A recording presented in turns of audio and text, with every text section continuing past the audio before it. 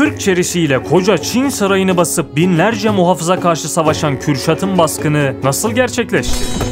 7. yüzyılda Göktürk Kağanlığı'nın yıkılmasıyla birlikte Türk boylarının önemli bir kısmı Çin'in egemenliği altına girmişti. Çin sadece siyasi olarak değil, kültürel olarak da bu boyları kendi içine katmak, asimile etmek istiyordu. Bundan sonra yağlı güreş yok. Wing Chun yapacaksınız, anlaşıldı mı? Ben sana Wing Chun yapacağım. Efendim? Yok bir şey. Türk beyleri ve soyluları Çin sarayında bir nevi rehin ya da yönetici pozisyonlarda tutuluyorlardı. Onlardan biri de Çin kaynaklarında Jie Shuai, Nihal Atsız'ın romanında ise Kürşat olarak ileride efsaneleşecek olan Göktürk hanedanında bir prensti. Göktürklerin bağımsızlık arzusunu kaybetmemesi için Kürşat bir plan hazırladı. Çin sarayında yaşayan ve görev alan 40 Türk savaşçısıyla birlikte bir gece baskını yapmayı kararlaştırdı. Hedefleri çok netti. Çin imparatorunu kaçırmak ve onu bir koz olarak kullanarak Türk halkının bağımsızlığını elde etmek. Bu kadar sakatat, akrep, böcek, solucan ve diğer abidik gubidik mahlukatları yediğimiz yeter. Ben artık kımız içeceğim.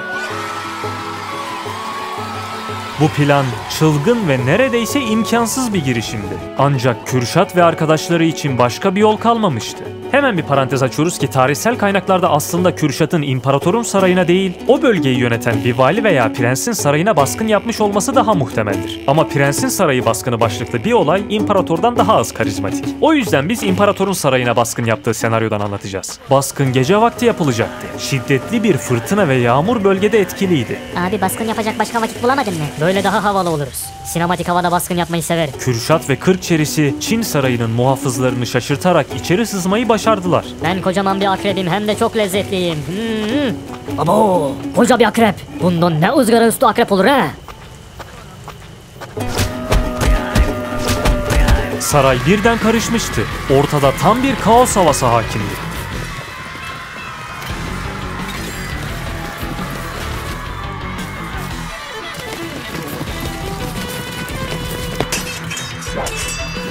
Fakat her şey planlandığı gibi gitmedi. O gece tesadüfen Çin İmparatoru sarayda değildi. Bu durum bütün planı alt üst etti. Abi bu mu?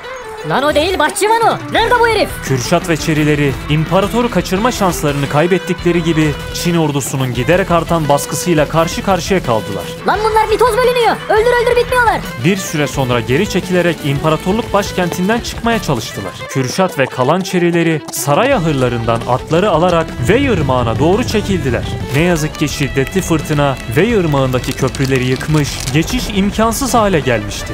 Ulan bir işte yolunda gitsin be. Irmak kenarında Çin ordusuyla son bir direnişe geçen Kürşat ve arkadaşları binlerce Çinli askere karşı kahramanca savaşarak birer birer hayatlarını kaybettiler. Ancak milli bir direnişin ruhunu ateşlediler. Abi iyi savaştık ama. Şaka maka, iyi savaştık lan.